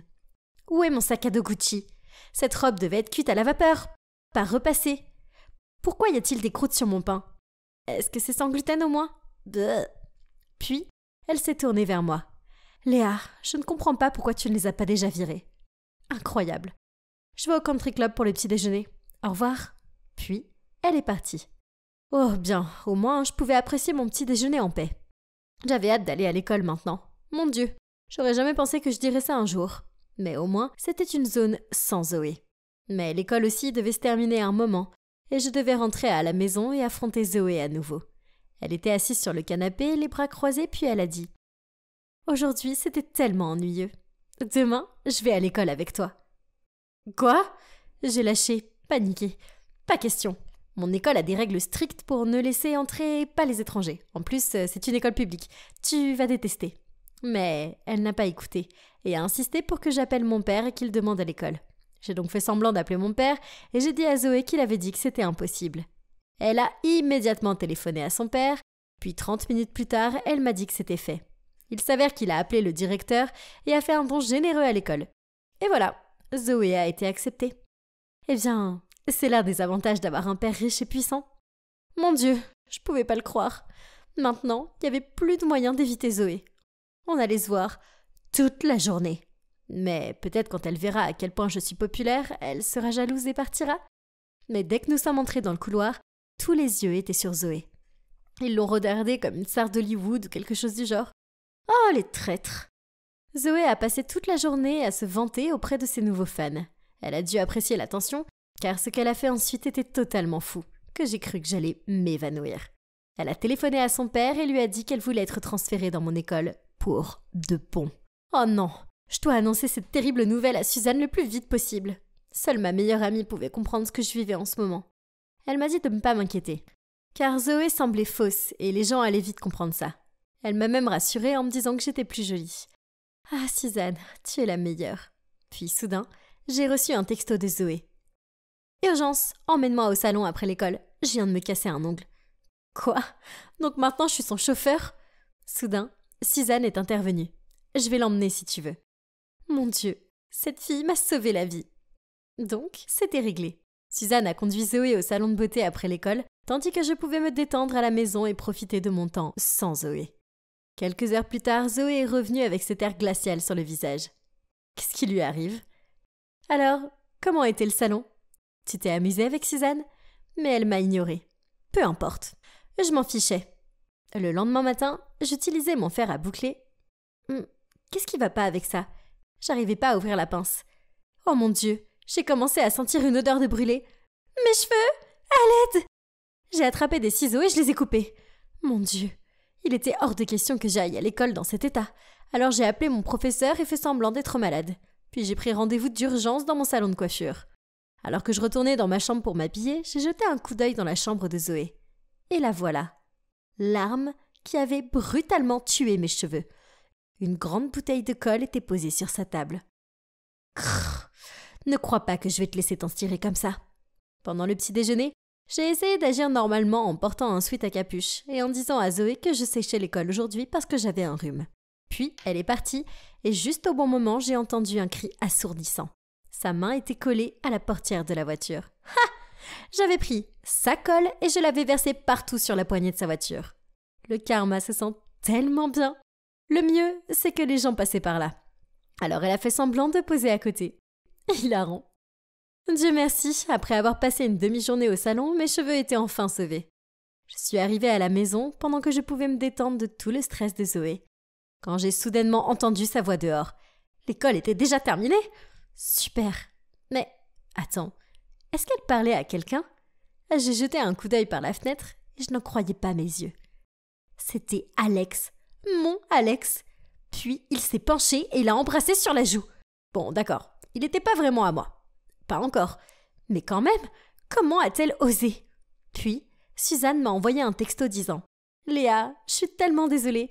J'ai glissé de ma langue et maintenant Zoé sait que tu es même Alex. » Dès que Zoé est entrée dans la maison, je lui ai bloqué le passage et j'ai crié « Alors toi et Alex, qu'est-ce qui se passe ?» Tu ne vois pas? C'est évident. Nous sommes un couple. Comment oses-tu? Pourquoi pas? Je suis la fille la plus populaire de l'école maintenant. Pas toi? Tu devrais peut-être demander à maman et papa de te transférer dans une autre école.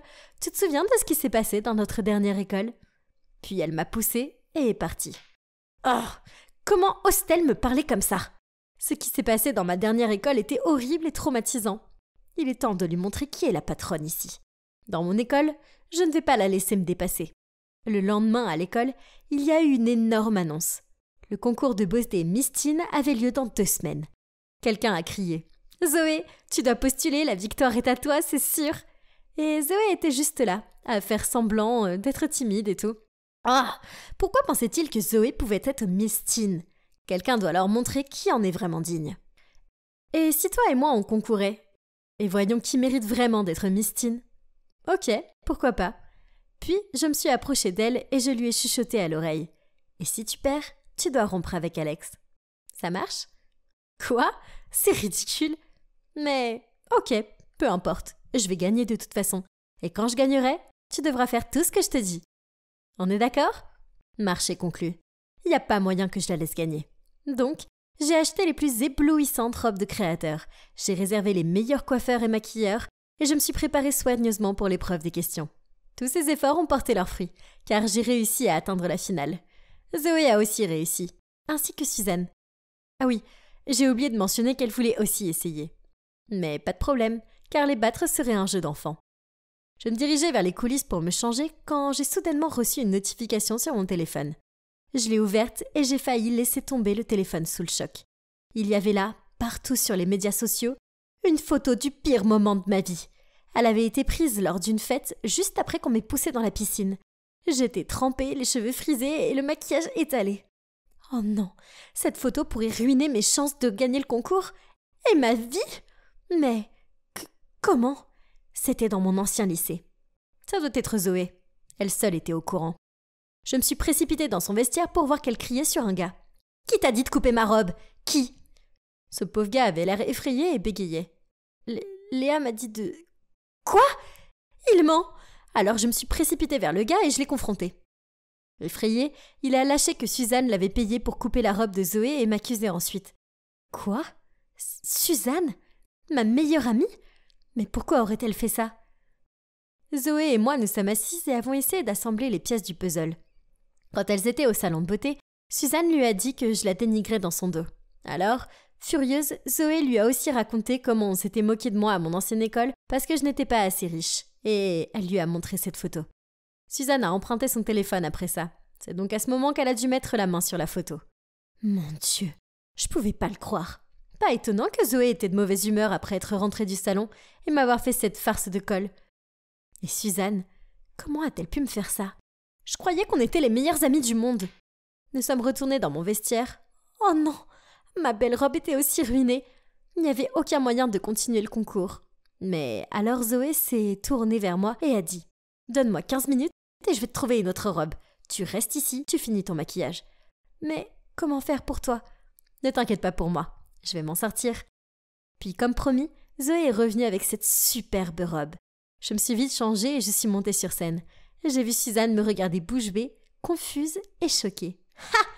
Dans ta face tricheuse. Mais où était Zoé ? Puis le présentateur nous a rejoints sur scène, Suzanne et moi, et a annoncé que Zoé ne pouvait plus concourir pour des raisons personnelles. C'est alors que j'ai réalisé qu'elle avait renoncé à sa place en finale pour pouvoir aller m'acheter une nouvelle robe. Mais pourquoi aurait-elle fait ça ? Les questions devront attendre car la finale a commencé. Suzanne était la première. Après elle, j'ai marché nerveusement vers le centre de la scène. Le public s'est tu pendant que le juge lisait la question. Tout le monde a vécu quelque chose qui a changé sa perspective de la vie. Pouvez-vous nous parler d'une expérience la plus mémorable et de ce que vous avez appris ? Oh mon Dieu, c'était une question difficile. Je n'ai préparé que des événements d'actualité, des statistiques, de la politique. Mais pas ça. J'ai commencé à paniquer. Et c'est alors que j'ai vu Zoé qui me souriait. Je peux le faire. Ou alors, Zoé aura abandonné le concours pour rien. Alors j'ai pris une grande inspiration. Mon expérience la plus mémorable est d'être ici et de participer à ce concours.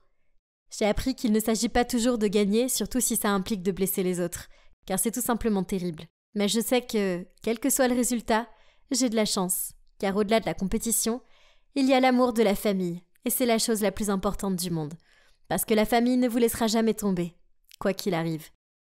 Donc, je voudrais juste remercier ma cousine Zoé, car je ne serais pas là sans elle. Après mon discours, Suzanne m'a rejoint sur scène et nous avons attendu nerveusement que les juges annoncent le gagnant.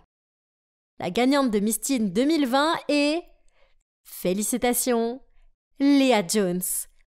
Oh mon Dieu, j'avais gagné, je pouvais pas le croire. Après la compétition, Zoé a couru vers moi et m'a serrée dans ses bras. Merci de m'avoir aidée, j'aurais pas pu le faire sans toi et... Je suis tellement désolée pour tout. Zoé a commencé à renifler. Je suis désolée aussi. Et nous nous sommes serrés encore plus fort. Puis, elle a lâché prise, a regardé le sol et a parlé d'une voix triste. Donc, comme je l'ai promis, je vais rompre avec Alex. Je ne savais pas que tu avais le béguin pour lui, sinon je serais jamais sortie avec lui, je te jure. Je lui ai souri et je lui ai dit « Je sais, et c'est bon. T'as pas besoin de rompre avec lui à cause de moi. Si tu l'aimes vraiment, alors je suis heureuse pour toi. » Zoé était si heureuse qu'elle m'a serrée dans ses bras à nouveau. Oui, nous nous sommes beaucoup embrassés ce jour-là. Après cela, Zoé et moi sommes devenus les meilleures amies du monde. Et elle aime tellement étudier dans mon école publique que même si les rénovations de son manoir sont terminées, elle reste ici. Selon elle, notre ancienne école privée avait trop de problèmes. Ce que je pouvais confirmer. Nous essayons maintenant de vivre plus modestement et d'arrêter d'être des gosses de riches problématiques. Quant à Suzanne, après la compétition, je l'ai confrontée. Il s'avère qu'elle a toujours été jalouse de moi parce que tout le monde me remarquait plus qu'elle. Et elle détestait que je la traite comme son acolyte. C'est pour ça qu'elle a eu l'idée de nous monter l'une contre l'autre, Zoé et moi, pour pouvoir gagner Miss Teen et avoir enfin l'attention qu'elle désirait désespérément. Je me sentais un peu mal pour elle. Je veux dire, je suppose que j'avais agi injustement envers elle. Mais elle n'aurait pas dû essayer de me saboter. Et nous n'aurions pas perdu une amie. Être plus gentille avec les gens, c'est vraiment la voie à suivre.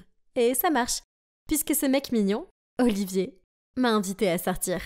En fait, nous allons à un double rencard avec Zoé et Alex vendredi. Et je ne peux pas attendre. Je m'occupais de mes affaires quand j'ai remarqué que tout le monde me regardait bizarrement. Qu'est-ce qui ne va pas? Je me suis tournée et j'ai vu Cynthia et ses acolytes bloquer mon casier. Oh, génial! La voilà, la fille qui aime les vieux. Ah, c'est parce que t'as pas de vrai père. Alors tu t'es trouvé un sugar daddy à la place. Oh mon Dieu! De quoi parle-t-elle? Tout le monde était bouche bée devant moi et ses amis ont éclaté de rire. Paniquée, je me suis retournée et j'ai couru vers les toilettes. Ces filles sont si vilaines. Comment ont-elles pu prendre une situation aussi simple et la tortiller? Je me suis enfermée dans une cabine et n'ai pas osé en sortir. Un coup à la porte m'a fait sursauter, mais j'ai ensuite entendu une voix familière. « Nicole, c'est moi, Olivia. Tu vas bien ?» J'ai ouvert la porte et j'ai vu mon amie debout qui me regardait avec inquiétude.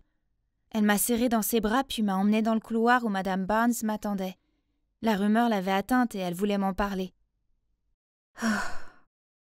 Chérie, je veux t'aider mais tu dois tout me dire. Je n'avais rien à cacher alors, tout de suite, je lui ai tout dit sur Sean, qui est mon professeur de karaté. Nous sommes devenus amis car nous partageons l'amour des guitares, des mouvements de karaté mortels et des groupes de punk rock old school. Quand j'ai terminé, elle a dit « Pour être honnête, je trouve un peu bizarre qu'un homme de son âge choisisse de passer autant de temps avec une jeune fille. Je pense qu'il vaut mieux que j'aie une petite discussion avec ce Sean. Alors, s'il te plaît, tu peux l'appeler et l'inviter à venir. » Sean est venu directement et pendant qu'il discutait avec Madame Barnes, j'attendais nerveusement dehors avec Olivia. Je ne suis qu'une fille sans père. Sean est gentil, il me traite comme sa propre fille. Ce que Cynthia a dit est cruel et faux. Ne t'inquiète pas, personne ne croit Cynthia, ils savent tous comment elle est. Quelques instants plus tard, Sean est sorti du bureau. Il s'est gratté la tête en me disant de dire au revoir à Madame Barnes et à Olivia, car il allait me conduire chez moi. Dans la voiture, j'ai demandé « Qu'as-tu dit à Madame Barnes pour qu'elle accepte de me laisser partir avec toi ?» J'ai dit que l'enfant aurait à peu près ton âge. Hein? Qu'est-ce qu'il voulait dire par là? Puis il a continué. « Nicole, j'ai un enfant perdu depuis longtemps. J'ai désespérément voulu le voir et faire partie de sa vie, mais ça n'a pas marché. Puis je t'ai rencontré et je me suis retrouvée à m'attacher à toi comme si tu étais mon propre enfant. » En entendant cela, j'ai tout de suite demandé « Sean, aimerais-tu être mon père ?» Il m'a jeté un regard étonné, alors j'ai continué avec enthousiasme. « Je veux dire, t'es célibataire, non? Ma mère aussi. Pourquoi ne pas vous rencontrer et avoir un rendez-vous? Juste essayer, s'il te plaît. » Waouh! Si Sean était mon père, ma vie serait fantastique. J'ai eu un large sourire en le voyant déconcerté. Dans ma tête, j'ai instantanément pensé à planifier leur premier rendez-vous. Oui, c'était la chose la plus excitante qui soit. Mais ma bonne humeur s'est vite évaporée, car sur le pas de la porte, maman m'attendait les bras croisés et l'air sévère. Ce n'était certainement pas le moment de les présenter. Alors j'ai rapidement remercié Sean et me suis précipitée à l'intérieur. « Qui est cet homme ?» Elle m'a demandé. « J'ai reçu un appel de Madame Barnes, donc je t'attendais. »« Qui est cet étranger ?»« C'est mon professeur de karaté. Il est juste... » Puis maman m'a interrompue. « Pourquoi exactement un homme du double de ton âge choisit-il de passer du temps avec une adolescente ? Ne t'inquiète pas, maman.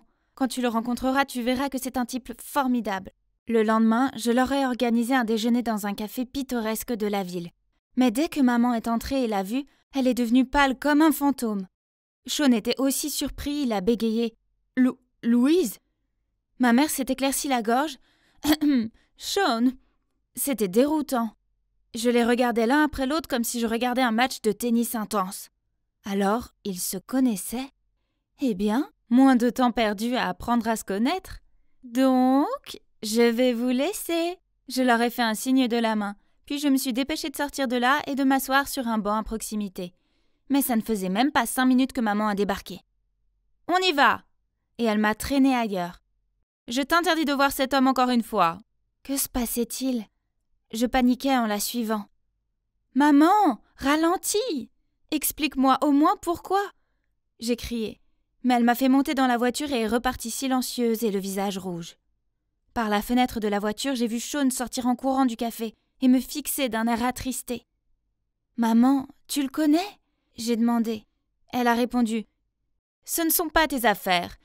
Il faut juste que tu saches que tu n'as pas le droit de le revoir. Plus jamais. »« Pourquoi ?»